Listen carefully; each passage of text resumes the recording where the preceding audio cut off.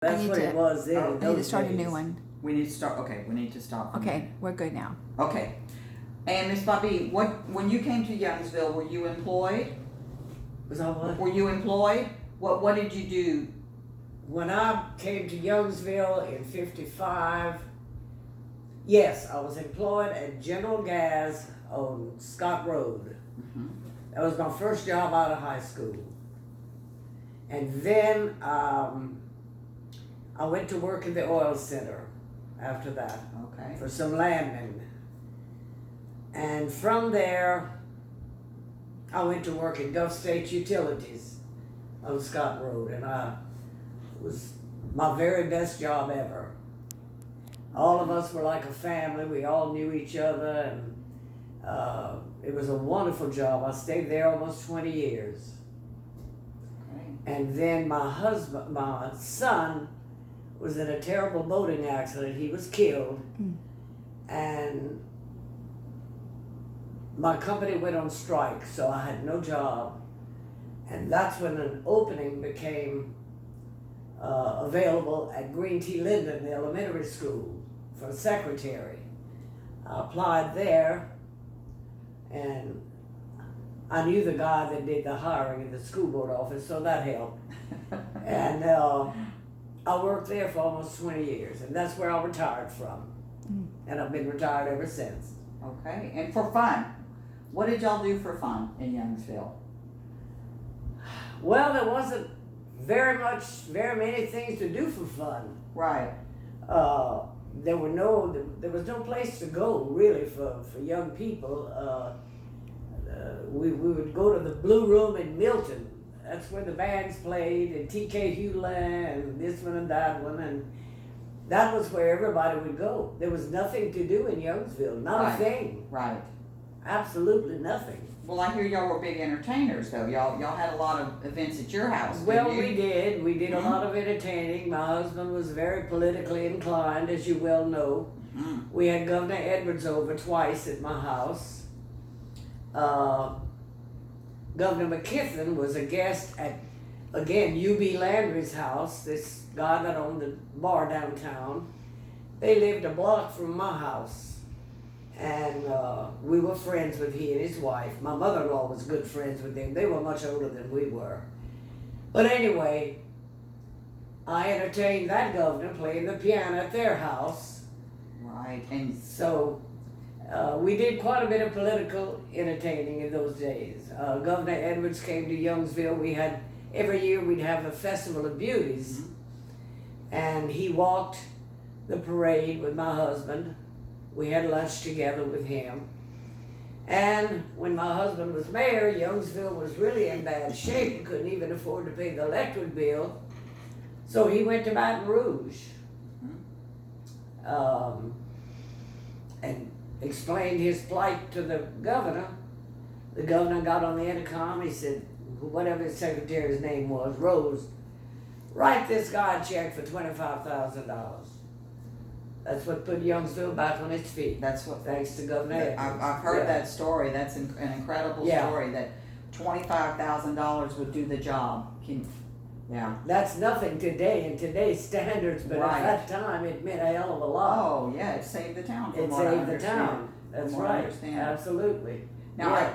I know some of the activities. You mentioned the Festival of Beauties, and I've heard about a womanless beauty pageant. Oh yes. Can you- I put that on. Did you? And I played the piano for them to come out, and I laughed so hard I could hardly play the piano with these men dressed as women and trying to walk on high heel shoes. Their ankles would bend. And of course they all had, I don't know how many drinks before this thing started. They had to participate. And it was so funny. Poor Slick Boy, and Mossy's husband at that time, was the bride. The ugliest bride you've ever laid your eyes on.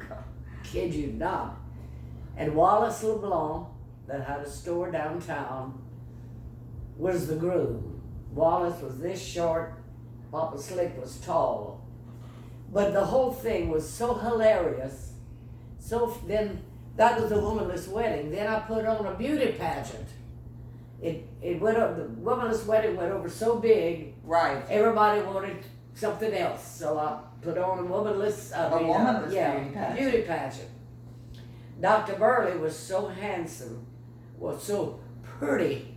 He had a long Hawaiian dress on and beautiful wig, very well made up. His wife Rosie must have made him up. He was so pretty. I can't say handsome, he was a woman at that time. Right, He was beautiful. But some of them, oh my God. And I've got pictures of that. Good, we need to get some of those. I That's found awesome. some pictures the other day of that. Yes, indeed. Great. Absolutely.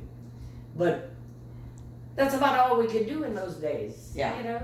Well, that was fun though. Yeah, it was a lot of fun. We all Creative, enjoyed creative. it so much. Yeah. Absolutely. And Yeah. Were you a member of the Crew Des Amis? Were you affiliated with Yes, the I Mardi was. Gras? Lucas and I were both members of the Crew des Amis. Okay, because Yeah. I can recall back then, it wasn't these prefabricated costumes. Everybody made their own and did their own little skits and. We were king and queen one year, as a matter of fact. Okay. Yeah. Yeah. And then when he passed away, I gave it up. I didn't feel like continuing with that. Yeah. So, but yeah, that crew was very active, and what we really enjoyed was the scavenger hunt. Yes. That was a lot of fun. I think that still goes on today, doesn't I think it? so. Probably Yes. it does. Yeah. I participated in a few with y'all. Yeah. That was an all-day event. And Cynthia Burley, young, God rest her soul, she's passed away. She was in charge of getting the items. Uh-huh. And let me tell you, she wasn't easy. Really? Oh no. You had to go far and wide to find some things that she wanted you to find. Right. Right. And sometimes you'd go all the way and it wasn't that at all, and you had to turn around and come back, and it was so much fun. We enjoyed it. Y'all so stop much. at the bars, y'all stop and eat, from what Oh, I yeah. understand, and Oh yeah. make a whole day of it, have a ball. Oh yeah. And one clue was Marion Burley and his wife Billy would ride with Lucas and I, the four of us. And one of the clues was a cone. Well, we thought it was a cone in the highway, in the road. Right. But Marion mistook it and thought it was one of these reflectors. Mm-hmm. Well, he went and dug the damn thing up. Wasn't that at all. There was a hole left in the highway. Thank God there wasn't a cop around us. We'd all been arrested. So that was the wrong item. Absolutely, it was the wrong item. It was actually a cone that the highway department puts in the road. Right. Yeah, Gotcha. that's what it was.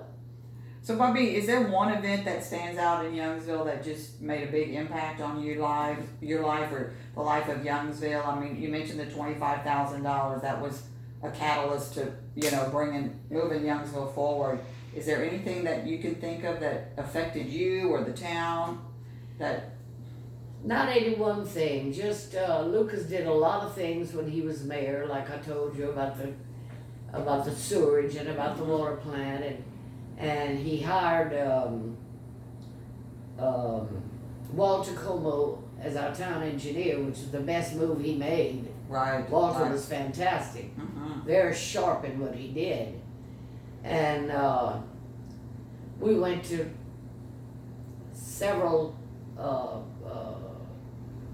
What do you call that every year in August when you go on Like the conferences, conventions? LMA conferences. Conventions. We make all the conventions, made a lot of friends. Other than what he had done for the town and the way the town grew under his administration, Right. that's about the biggest thing I can think of. Yeah.